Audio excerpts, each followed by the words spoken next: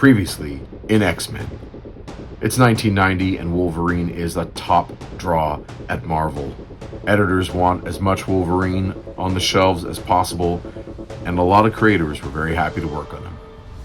I am Jason Lapidus, one half of Group of 7 Comics. Welcome to episode 202 of our ongoing read-through of the X-Men comics that became classic, as I read Wolverine: The Jungle Adventure by Walter Simonson, Mike Mignola, Bob Wiacek, published February of 1990. A little background context for you. Enter Walter Simonson, famously the writer and artist on Thor in the mid-80s, and then on to X Factor, and then Fantastic Four by this point in time. And Mike Mignola, an artist who worked at both Marvel and DC in the 80s, and around this time he had just finished some work at DC, doing covers for Death in the Family, the Prestige one-shot, Batman Gotham by Gaslight, often noted as the first Elseworld, and the Prestige miniseries written by Jim Starlin, Cosmic Odyssey. By late 89 and 1990, Mignola is doing work for hire at the X-Men office with books such as this, covers on X-Men Classic, and within about a year and a half, he will draw that infamous X-Force issue 8 with some very, very, very loose breakdowns by Rob Liefeld. After which he leaves Marvel and within a little while creates the character for which he is best known, the one and only Hellboy. This story fits in between no particular issues of X-Men or Wolverine series. It's just a pulpy adventure that Simonson penned that sends Wolverine on an adventure in the jungle, hence the title. You can imagine guys like Simonson and Mignola being fans of older sort of Saturday afternoon matinees. Like, both guys seem to be a little bit men out of time in that they like a wide array of things, including older pop culture, like adventure movie serials and pulpy fiction and that kind of stuff. Before we give it a read, Group of 7 MO's Secret Tale and Peregrine's Flights, Fiends, and Fisticuffs are both available at group7comics.ca. Written by Chris Sanigan and drawn by yours truly. You can find both these in print and digital formats on our website, group7comics.ca.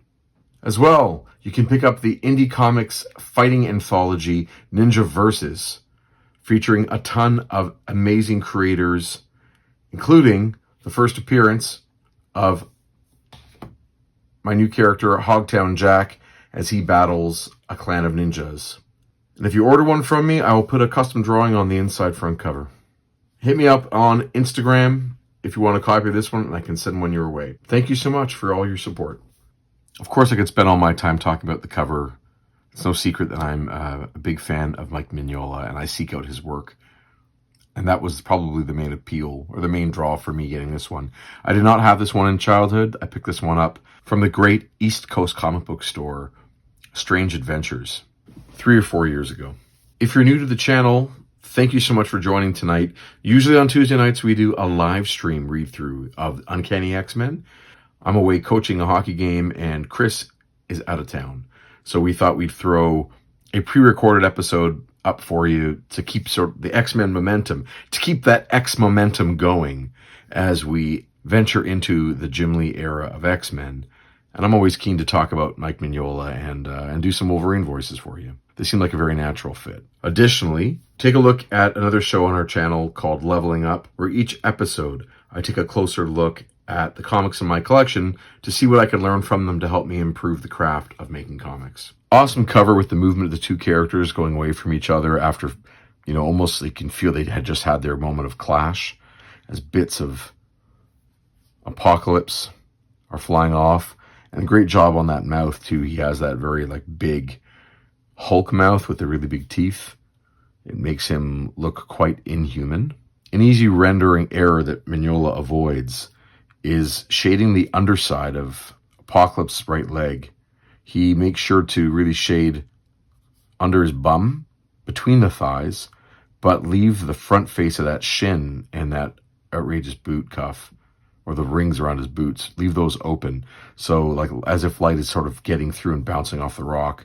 And that way we don't confuse the two shapes of Apocalypse's right leg and Wolverine's left leg, which is, in the back. And given that there are no other cover credits, I think it's safe to assume that Mignola did the paints on this. Really fun to like have the warm colors here and have these creepy cool colors giving a highlight or a secondary light source on Apocalypse backside there. And then as this figure here on the ground sort of like is part of the dust and smoke of their battle, or the morning fog, whatever it is. And I keep saying this every time we get a composition by Mignola or Silvestri, that book cover artist and like just legendary artist, American artist, Frank Frazetta plays a huge influence on compositions like this. He often drew characters up on a bit of a peak or precipice. The form of the woman is very much a Frazetta type figure, as well as these other beings in the background. Mignola openly talked about wanting to basically become Frank Frazetta as a younger artist. Like that was sort of his goal, was to do whatever Frazetta was doing. And it's neat to see how, without using oil paints, Mignola kind of emulates a lot of the aesthetic with a different set of tools. Credits go to Walter Simonson, Mike Mignola, Bob Wycheck on inks, Ken Bruzenak on letters, and Mark Chiarello as colorist. And I've mentioned Chiarello's name a few times on this channel, probably most notably as art director over at DC in the 90s and 2000s. So projects like, I especially talk about him on Leveling Up, projects like Solo, Tim Sale issue, Wednesday Comics, Batman Black and White. So he spearheads and wrangles creators on really interesting projects. We don't often get to see him as an artist, but we'll see him paired with Mignola a few times if you look at Mignola's career, specifically coloring not just this, but the Legends of the Dark Knight issue that Mignola does. And the first few issues of Hellboy are colored by Mark Chiarello. I think Mignola also inks Chiarello's line art on the cover of a few issues of Wolverine. This story is weird. It feels like it pulls on a lot of tropes from, again, older novels and pulp serializations in magazines and old movies. This is our intro. There's nothing that comes before this. We just know that it's called Wolverine the Jungle Adventure. We go from there. Listen, O people of the tribe of fire, as I sing of the coming of the Son of Heaven, how he dropped from the sky, touched his chosen people, and flew back to his home again. The tale of his bravery is the heritage of his clan, and it shall never be forgotten. Awesome how easily Mignola and Wycheck conveyed these logs in the fire with just those scratchy lines.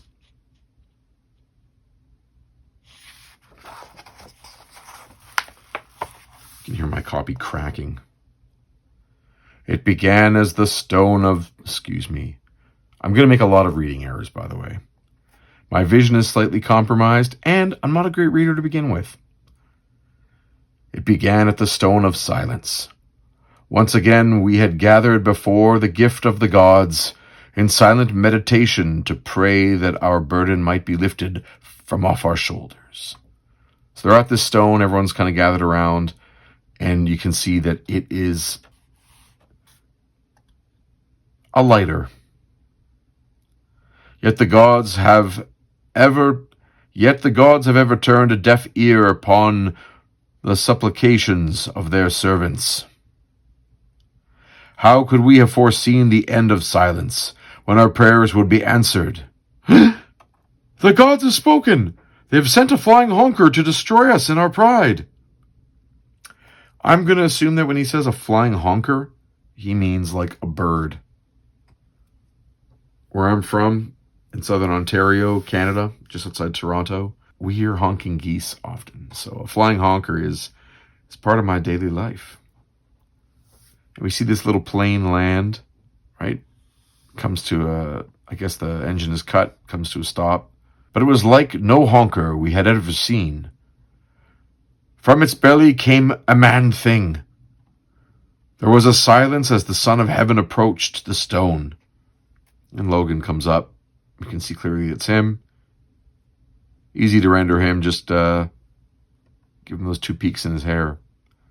And it says on the lighter, to Logan, from Nick. There's a shield logo. And then Wolverine lights the lighter. I like this choice to have the shape almost like fluid. It gives it a gassier look as opposed to something a little bit more angular. And all of a sudden, all our hopes and fears were realized. As Wolverine lights up a cigar. What's happening, bub? And they bow to him. I've been looking for this for weeks. Mind telling me how you came by it? The man points to the sky and Wolverine says, yeah. Well, much obliged for keeping it handy for me. This is madness. No child of the gods could be so short. Now that's getting a mite personal, don't you think? You wear strange raiment and speak with strange accent, but I say you are no god. Stand your ground or die. It's kind of neat how, again, these artists get away with drawing very little, like no background. We just have some mid-ground grass, which is just these, marks being made.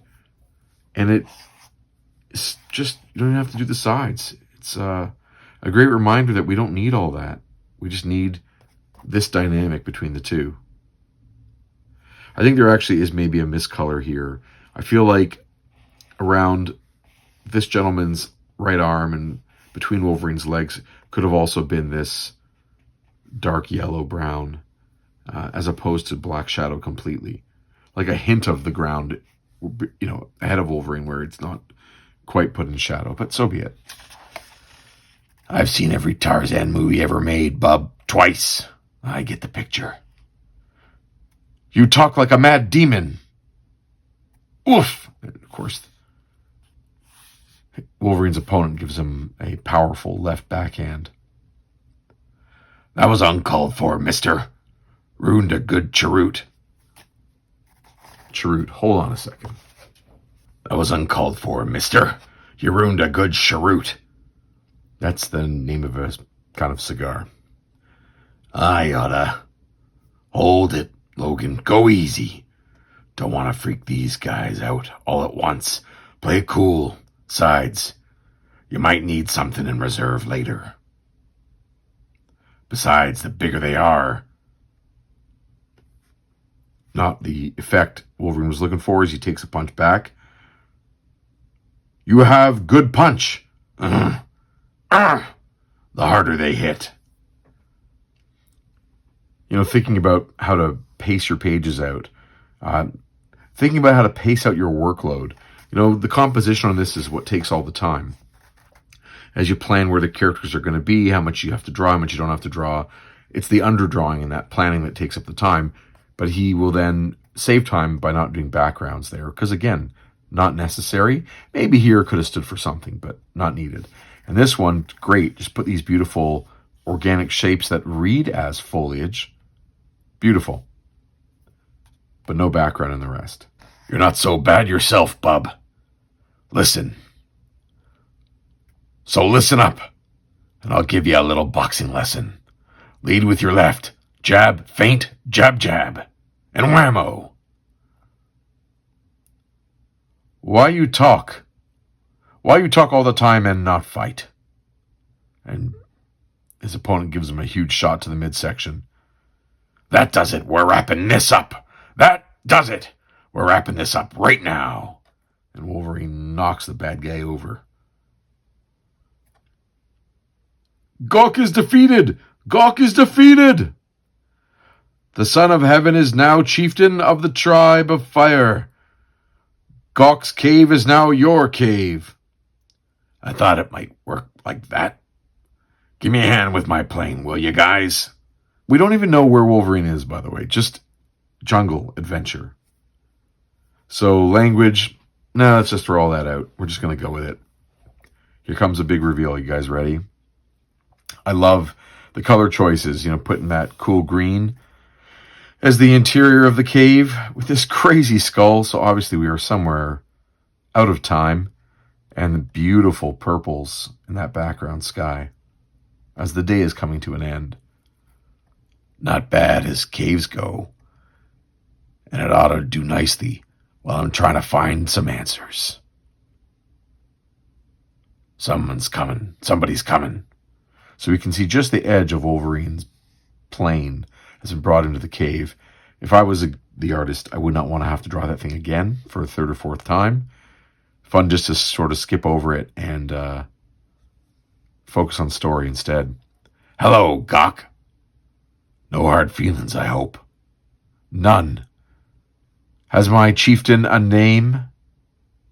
Logan. Your arrival is well timed, Logan. The tribe's medicine has become weak. Without strength, they would have turned from Gok soon now, no matter what. And they are worried because they did not recognize the Son of Heaven quickly enough. They fear you will leave. So they sent me as both questioner and offering. Though I am no longer chief, these are not your people, but mine. And I will protect them from any enemy if I can. I have come seeking answers. Gok! This reveal that Gok is actually a woman, and his response is Gak. This is lots of male fantasy in this, and this idea that you get to have a fight, smoke a cigar, and then some giant woman comes to seduce you or offer herself. Some easy lovin'. Well, yo ho ho and blow the man down, darling. I just think I forgot the questions. But don't worry. I've still got some cigars left, and I hardly ever accept sacrificial virgins anymore. Besides, I've come looking for something, and now that I've found it, it wasn't exactly what I was expecting. So I'll be staying on a bit, even without an offering. So we're still missing that essential story element of why Wolverine is there. He's come to pick up the lighter, but how'd the lighter get there? I mean, all this stuff we don't know yet. So I'm assuming we're going to get some answers shortly. You are so short, and I always thought the gods would be solemn. Though I do not understand much of what you say, I hear laughter behind your words. Hey! Mm-mm. That's my best big kiss noise there for you. I still live, so it is true. You are no god, but a man.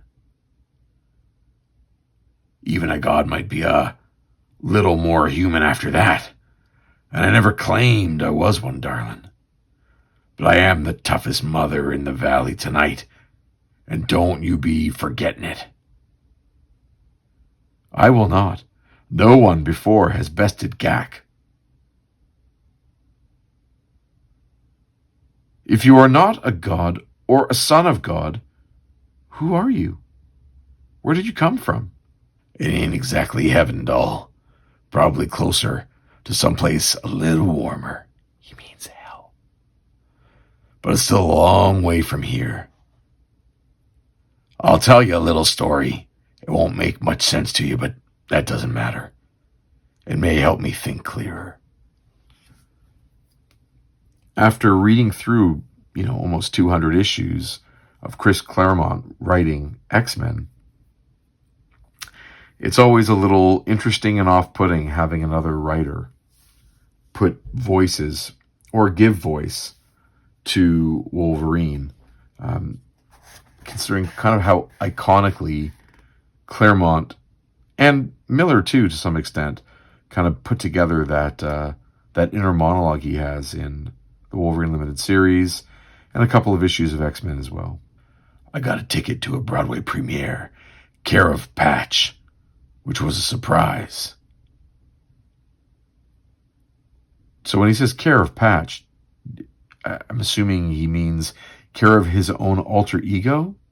Like Patch got one, so he went to go use it? I wonder if someone, knew that they were giving sort of these tickets to Patch, and they themselves then go to the show and see Wolverine there instead. They're like, "Hey, Patch, where's your patch? Are you an X-Man?" It's weird. I like surprises, so I went. Wasn't bad, wasn't great, but it wasn't any surprise either. Just a show. Then, during intermission, so he hadn't seen the whole thing yet, and he's okay. Anyway, this is weird. What do you read first? You go here and then here, or here and then here. Let's go here, then here. Then, during intermission, now where the F is my lighter? Okay, that's the reference to the lighter we're going to get later. Let's see. Yeah? If you are Mr. Logan, sir, this note was left for you at the box office. Swell. But you better ditch that phony... Oh, I didn't realize. Sorry. Should I read it again with a British accent? Sure. Yeah? If you are Mr. Logan, sir, this note was left for you at the box office. Swell. But you better ditch that phony British accent, bub. Or you might have a great future as a waiter. The note says, Logan, I need your help urgently. Behind the theater, Jean Grey. Somebody's got to be kidding me. Somebody's got to be kidding me. This doesn't even smell like Jean. So he goes. Flip it. You should walk this way. There's still a few minutes before Act 2. Maybe this will be more interesting than the show. It was. Wolverine? Who wants to know? It does not matter now. Boom! Holy! I need a shield, fast! Pops his claws, kind of strikes almost at whatever's firing toward him. We hear full-on like fire sound effect of whoosh, and he's got like a tile or a brick from that he cut off from, I guess, the side of that building. Fire! Get back! Get back! Bricks are starting to melt. Gotta nail this guy now. Carve out a chunk of pavement fast and make this shot right down the middle. So he scoops up a bit, chucks it, and we don't see it hit. We just hear sklunk. Got you, you son of a... Ah! Flames eating him alive. The water bub hit the...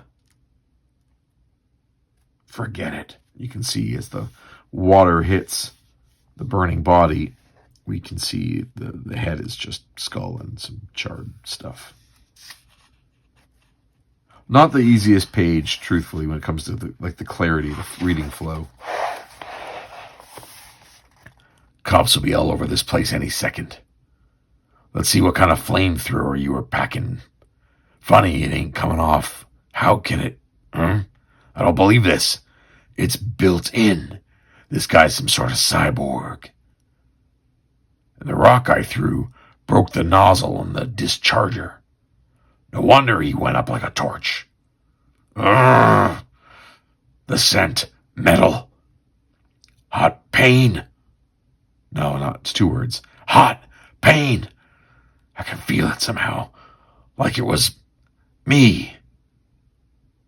But there's something else. Something far away and familiar too.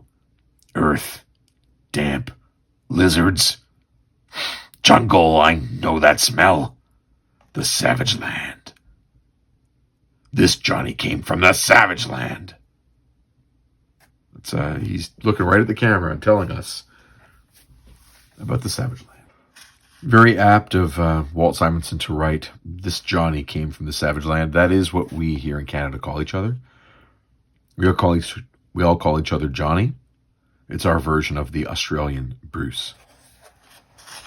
Or Sheila. Johnny,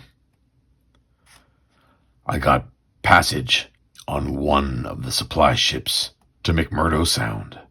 I brought along some stuff to help me reconnoiter the territory.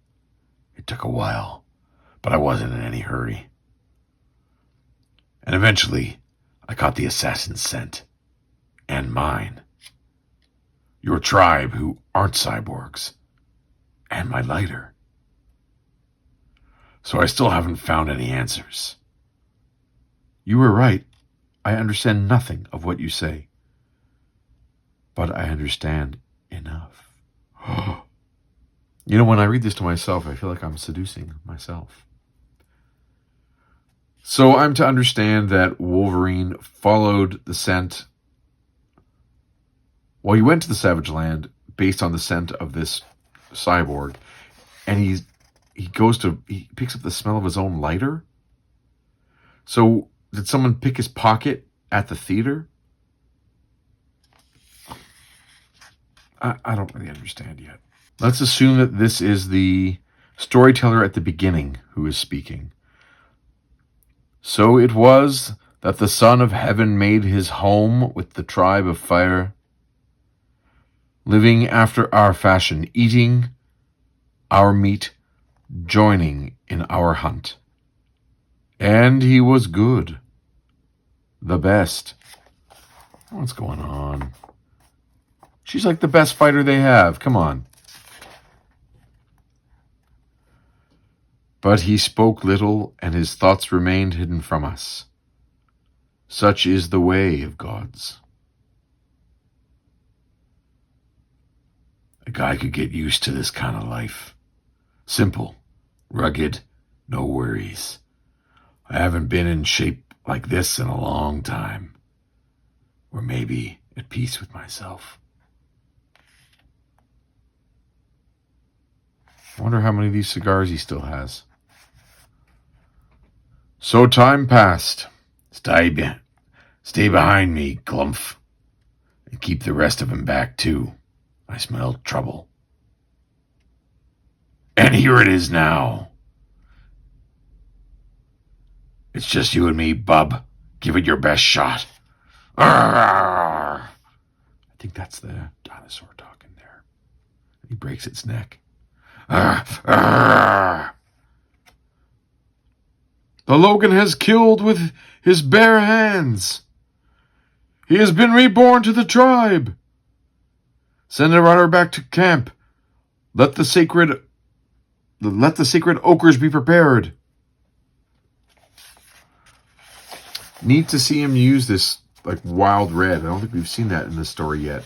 And that speaks to Chiarello's sense of let's get our focus, in these moments here, right? We get this red a little bit there and then here. And, that is like a trademark of Hellboy comics too. That color is just very selectively used. Tonight we celebrate his rebirth. Why the war paint, Gawk? Though you are the Son of Heaven, many of the tribe have been waiting to see if you were truly worthy. Your victory over the spiny honkers. Yikes. Your victory over the spiny honker has won their acceptance, Logan. They will celebrate your feat, and from this night forth, you are one with the tribe of fire. Like all the women are waiting. There was like a lineup. That is good, though, Logan. I will help Gawk complete your decoration. Away, dog! Touch him with those ochres at your peril. The Logan defeated me in battle, not you. I am his alone. Come, Logan. It is time for your initiation. The ceremony lasted long into the night. None sang louder or danced more furiously than the Logan and Gawk. And he took a new name as was fitting, smiling as he spoke it. He called himself the Wolverine. I like how the figures are each in a different pose, and as you look across them, you can kind of imagine one pose moving into the next as a person moves across the screen themselves. And it kind of animates in a fun way. But in the morning... What's the rush, Glumph? The hunting party returns. They bear the smell of death. It is true, Falk. Your son does not return with us. We have only his spear. I am sorry. No. Problem, Kafkal? The Honker of Doom has returned, the Wolverine. And this time, he has taken Falk's son. Okay, so Honker is not just, of course, at this point we can tell, it's not just a bird, but maybe a dinosaur. And the Honker of Doom is what I call my butt, but it's probably a Tyrannosaurus Rex or, whatever. Do not forget, Walt Simonson has studied paleontology. He was going to be a paleontologist. He loves dinosaurs. He turned his signature into a dinosaur. If you didn't know that, by the way, check out his signature on the covers of comics.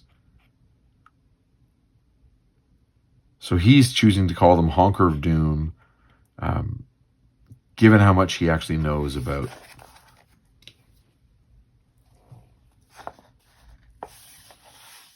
paleontology.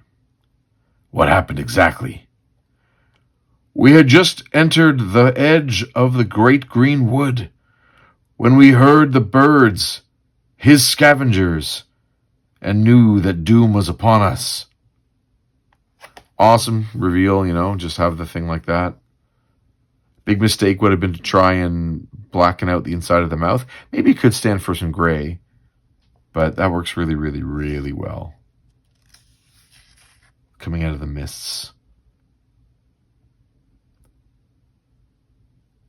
And so it was, we fled. Like, really subtle difference between that green gray and the gray of the background. But Shakal was younger, or maybe braver than the rest. He chose to stand his ground and fight. He chose to stand his ground to fight and die. He did not even cry out. It is not fair.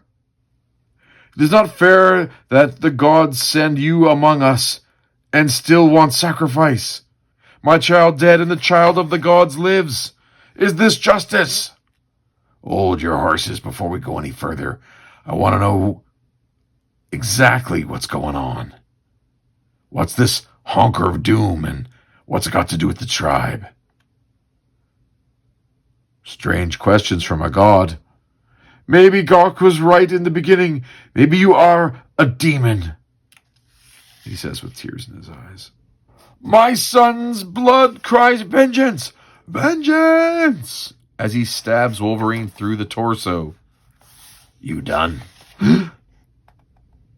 You still live. You magic after all.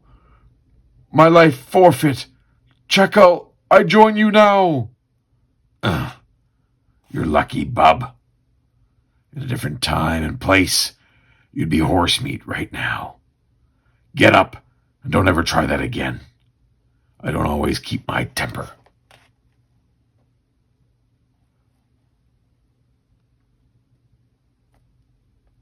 Shaman, you're the eldest of the tribe.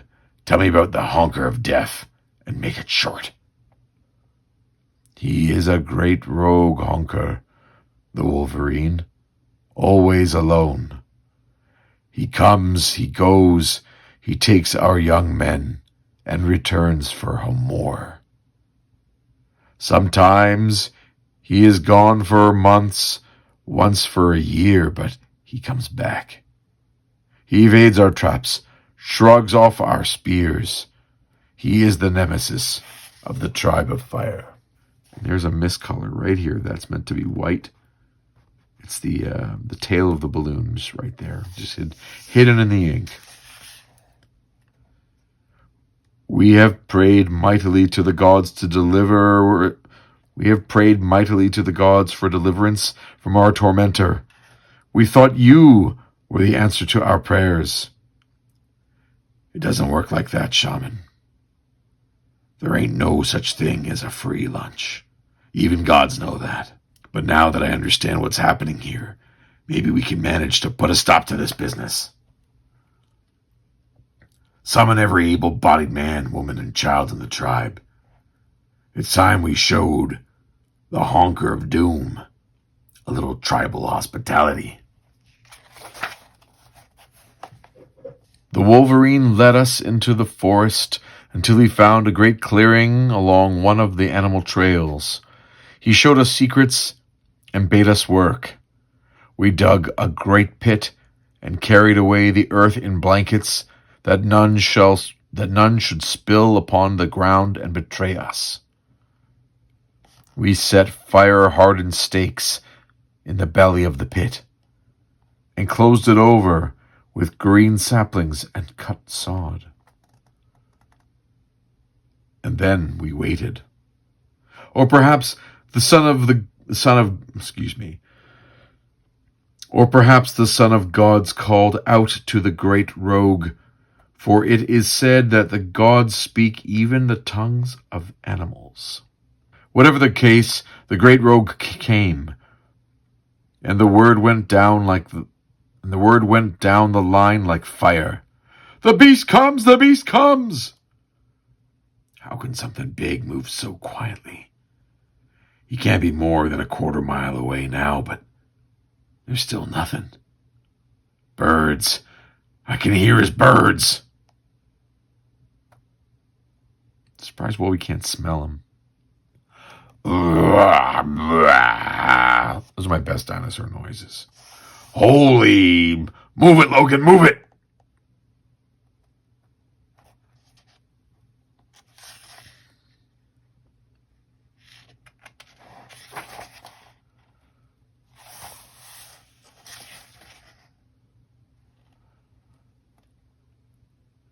Nobody said anything about him being bigger than Mount Everest. Come on, you son of a gun. Just a few more feet and I don't believe it. That thing must be running on telepathy. He pulled up short of the pit, and now... Uh-oh, the great beast has seen us. Run for your lives! The demon's magic is stronger than the gods. No, we cannot shame the tribe of Wolverine. We stand our ground and die if necessary. Forget that stuff, Gawk. Get out of here and take the rest of those bozos with you. Wolverine gets his hand stuck in between the teeth. Run, Gawk, run! And he's gone. Just like Chacal and all the others. Gone. And my heart with him. But I swear, my Logan, on the secret burial ground of my ancestors, that you shall be avenged. Gawk, look! He falls! And again, you can see Mignola can get away with, and as pairing with Wycheck, can get away with, if this panel was in black and white. Mignola creates black for the foreground, white for the middle ground. Imagine it without color, okay? So just in its ink values. This gray for where the dinosaur is in the dust, with a bit of black on it too. And another white value behind it. So he's created like these layers. And then another one with some gray values through that hatching or feathering. These layers of depth through applying different values of black, white, and gray. In color, of course, now it sings. It works perfectly. The great beast is dead, isn't he? You hear snick, snick. And there's Wolverine. Must have been something he ate. Oh, good one-liner, bud. Give me a hand, will ya? I'm bushed. The Wolverine! And there's something very suspicious about this not-so-fleshy hole that Wolverine cuts out of the beast. That's right, and I'm starting to find the answers I've been looking for. This lousy thing's a cyborg, designed to swallow and capture. Forget it. Just tell me. Forget it. Just tell me this. Do any of you know where this thing comes from? Do not seek that place, the Wolverine. When the beast first appeared, several of our tribe followed it into the night. Only one returned 2 months later, and he was mad. He spoke of the lands of giants and the mountain of thunder before he, too, died. We have never returned to that evil land. You won't have to, pal. I can fly there in a matter of a few... Hey! My ultralight's missing. What in the blazes? Cock? Did you do this? You think maybe to keep me from leaving? Truth has got her crying. She feels guilty and probably something else too.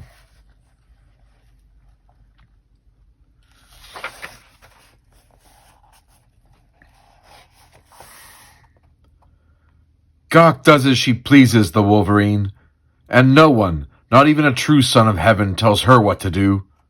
Woof! Gawk! Leave her alone, the Wolverine. She has ever walked her own way. Not even you could change that. Yeah, I think you're right, old man. And I don't suppose I'd have it any other way. Better get some of the boys together. Looks like we got a bit of walking to do. It's a long way to Tipperary. Like, why does Wolverine say that kind of stuff? Who's supposed to get those references? As with much of what he said, we did not understand him. It seems strange to us that the Son of Heaven could not fly without his machine. But it had pleased him in the past to share our dangers, and we could do no less than share his. 3 of our strongest warriors, including Falk, went with him. This is a weird reference image, if there was one used here. Like, it looks as if those are buildings covered up by, like, old growth.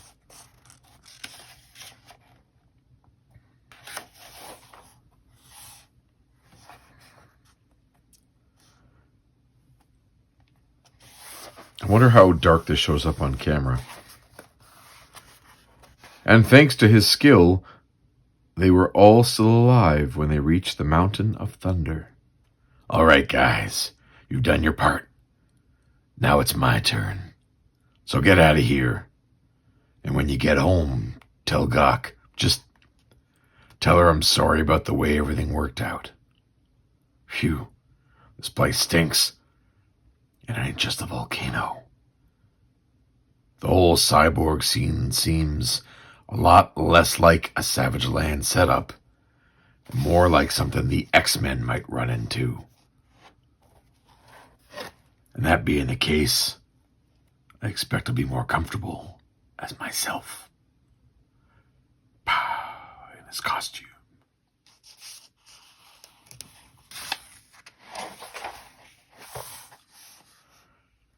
I don't love that the page reveals are open when we get here. Like, I'm already seeing this right away, especially given what a huge contrast it is in color. I wish this was on the page turn. So let's start with a little cautious reconnoitering around the mountain here. And this lava tube ought to be a good place to begin. I don't recall any geology about machine oil being used to keep volcanoes lubricated. Bingo.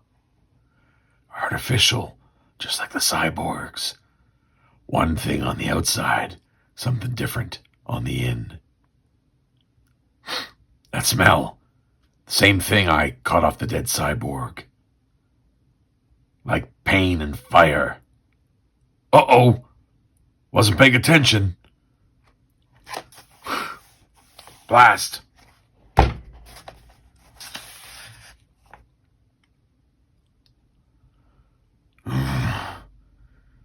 Careful, don't move. Play it cool until you know the score. Caged. Bound hand and food. Scent of heavy machinery. And there's something else. You may as well open your eyes, Wolverine. I already know you are awake. Welcome to my humble abode. And if you'll forgive me, I am required by law to say this. How nice of you to drop in so unexpectedly. Oh, brother. All right. Apocalypse with a big A in his chest. You know, that's just how it goes. I'll learn to live with it. Love him in purple. Or in this case, purples, because it's two different tints of purple. Not digging this lettering. Like, put the word so next to in. Bump up unexpectedly. Get it away from those edges. Like, just, yeah, that bugs me. I wonder if Mignola tried anything else to create a sense of this room or anything, but it just went with all black. I have been monitoring you since your arrival in the Savage Land, Wolverine. We haven't met before, but when we are finished here, Apocalypse will be your confidant and mentor. Arrgh! Ah, oh, well said, a strong enemy. An unforgiving enemy. If anything, your stay here has only increased your natural savagery. You will be perfect. For though my resources are virtually unlimited, it takes even me time to perfect each individual cyborg. There are so many different and powerful mutants. You understand that each cyborg must be constructed from my cavemen with the greatest care in order to ensure the destruction of the target. As you can see from the condition of my latest arrival, I have been able to increase the speed of the process, but your fortuitous arrival will change everything.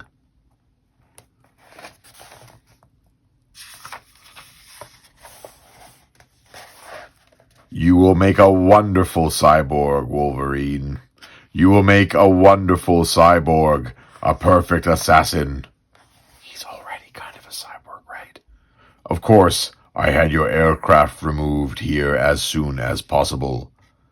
I couldn't very well have you leaving again before I had a chance to make your acquaintance. And there's so much to... Who's there? Come out! Come out wherever you are. Ha! Stay back! Stay away from me! Well thrown, but who? Ah, now I recognize you. Wolverine's large lady friend. Oh. That's an awesome thing to be known as. The ace in the hole, Wolverine. A hidden partner. Apocalypse. No, I thought not. Too noble, too self-sacrificing. And too worried that she was a professional. Not that that helped you either. Let her go, Apocalypse. Let her go, and I'll do whatever you want. Even if I believe that for a second, Wolverine, which I don't, it isn't necessary. When I'm finished with you, you'll do whatever I want in any case. I shall keep the young woman alive. She will become your first lethal test. Gak! Nice going, darling. You see, she throws the lighter. Wolverine catches it with his feet. Nice going, darling. The sound of my shout covered the noise of the lighter as it landed. Getting my feet free isn't so tough. But he's got the arms so hog-tied I couldn't get a blade on the ropes. So Wolverine cuts his feet free, uses one foot to pull down the gentle boot of the other, and now I don't have to. He lights the lighter with his toes. My people call themselves the Tribe of Fire. How many coincidences do you get in one lifetime? And he uses the lighter to burn the rope that's binding him. And pops his claws. Intermission's over, bub. It's time for the main event, even though Wolverine does not have shoes on.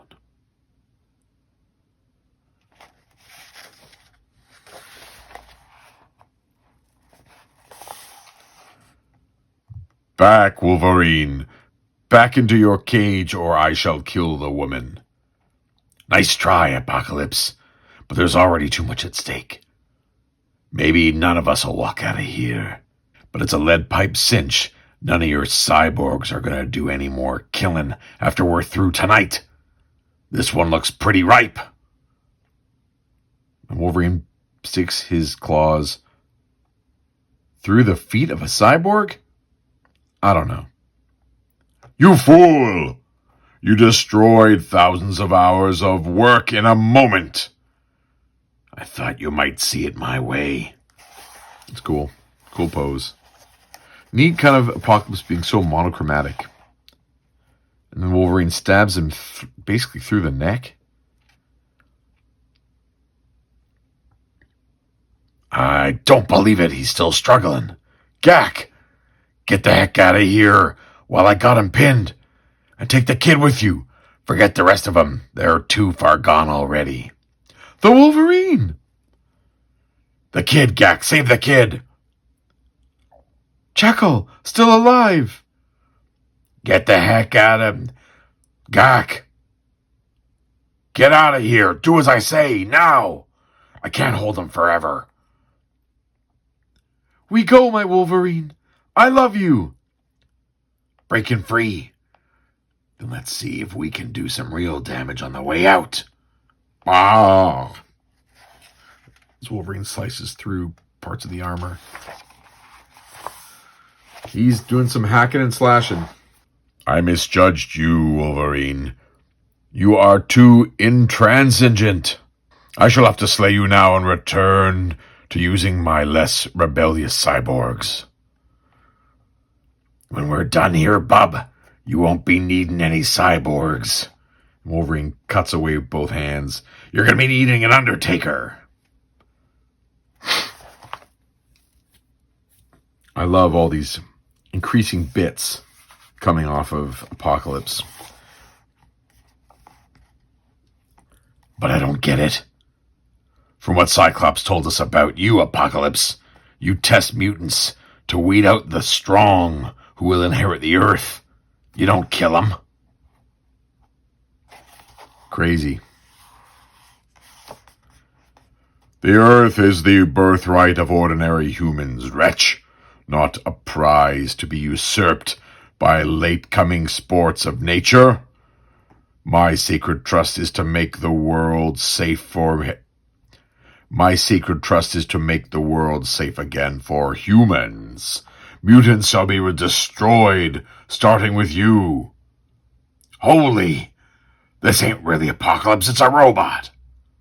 Liar! My blood is as red as yours. We'll argue about that later, bub. No! He cuts his arm right off at the forearm. After I cut you into little pieces.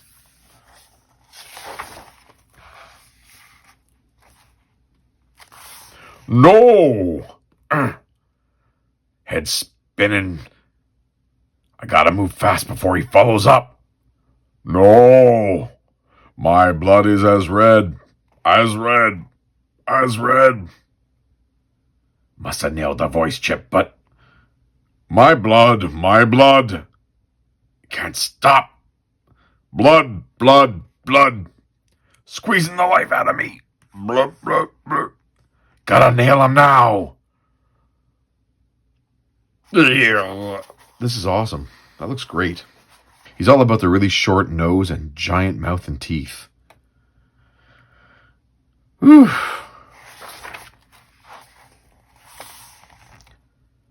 I think that sucker cracked a rib. But he's through taking my tribe. Still, it doesn't make sense. We don't know much about Apocalypse. Maybe he was a robot all the time. What was he really after? Look at this setup. All the dust. Most of this stuff looks like it's been here for eons. What's that? A skull made of... No! So Wolverine finds a skull covered in adamantium. Like, maybe this base has been here for 1,000 years. Maybe more. You should learn to relax more, Logan. It's a wonder you haven't had a heart attack by now. But, of course, you have special advantages over most people. That voice, it can't be. And why not? Every artist likes to sign his work, Wolverine. Apocalypse. Some sort of hologram. You have succeeded in the task I set you. And most impressively, I might add, well done. What are you talking about? Unknown to my former servant, I monitor every outpost of my domain. Perhaps the high radiation level of the laboratory destroyed his higher logic functions. In any case, my robot subverted his original programming, constructed a logical framework for the salvation of ordinary humans, and put together a plan of action. I was quite proud of him, but of course, it was not possible to let him continue. He might have become rather a nuisance in the end, working against me in that way.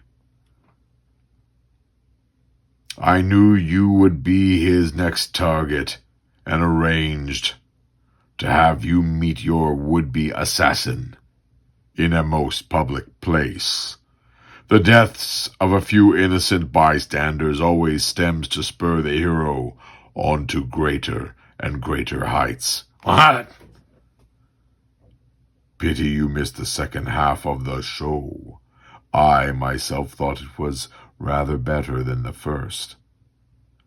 But I appreciated the critique. I shall work on my British accent. And if the robot had killed me?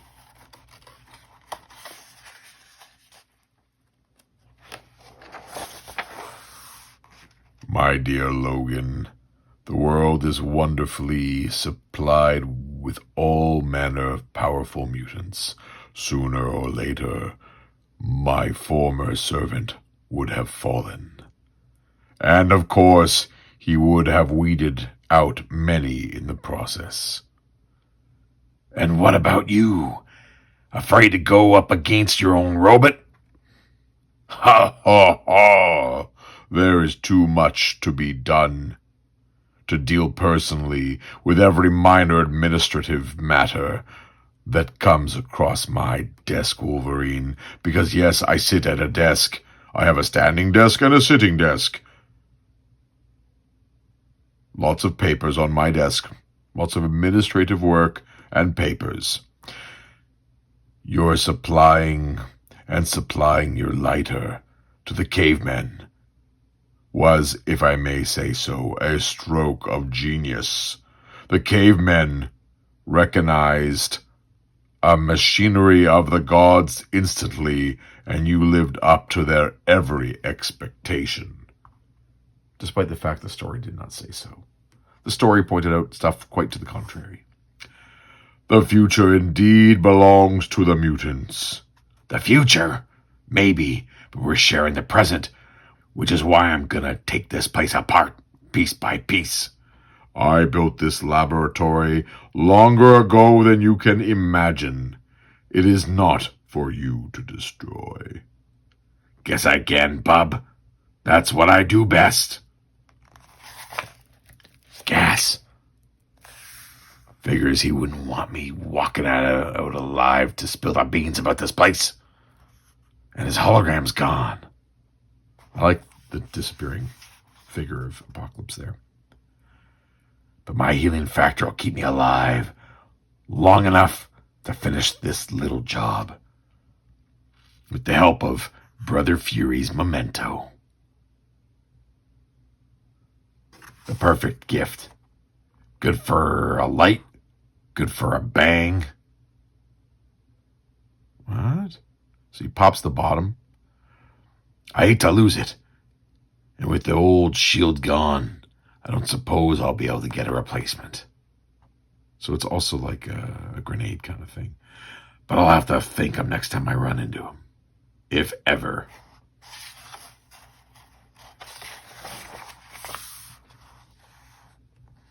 Gawk, can't we go home? Not even the Wolverine can survive the mountain. We will stay until the gods tell us. We will stay until the gods tell us that we must leave. We will not desert the Wolverine. The sound! The ground shakes with thunder. The mountain lives! Thrada-boom! The gods have spoken, Gawk. We must return home now. So be it. Gawk, the Wolverine is gone, Chakel. And the evil he sought to overcome? Who can say? Only in time will we... The Wolverine! The Wolverine! We have been delivered! He sees us! Will he not return home with us? He will be returning home. And so the Wolverine's great singing bird carried him beyond the dome of the sky into the dawning sun. To live among the gods again, and perhaps to remember us, his people at times. The days have come and gone since his departure, and we have never seen him again. But he came to us in our hour of greatest need. The tribe of fire will honor his memory and his sacred trust until the end of time, and he will dwell in the hearts of his people forever. And here we have a serious proto-human looking dude. We have a cyborg dude, which is, I guess, Chakel. We have Gawk. And I'm going to assume, as the story alludes, that that is the child of Wolverine in the Savage Land. So, if you have read enough X-Men, you would know that Wolverine is now the second member of the X-Men to have fathered a child and not raise that child in the Savage Land. My goodness. Oh, that was exhausting. I like looking at how Mignola handles the drawing assignment, but I do not think that was a great story. The plot was held together very tenuously, and I don't think it holds up on a read, 35 years later. It feels that maybe a little bit more time spent on putting together the things that would bring Wolverine there might have worked a little bit better. And left this story feeling more satisfying. Next week, we will be tackling Uncanny X-Men 259, I believe. And that brings us to the end of another episode. Thank you to all of you for hanging out with me tonight. I hope you enjoyed this read through and this very unpolished performance. You can find out more about our comics, of course, like Group of Seven at Most Secret Tale and Peregrine's Fights, Fiends, and Fisticuffs, and everything else we have coming up in the future at groupofsevencomics.ca, and follow us at Group of Seven Comics on social media. Please click like on the video, subscribe to the channel, and share your take on the jungle adventure in the comments below. Go dig out your old back issues, trade paperbacks, essentials, omnibuses, DVD-ROMs, and bootlegs, or hop on an app and read along with us next week on Previously in X-Men. Thank ya, bubs, and stay Xy.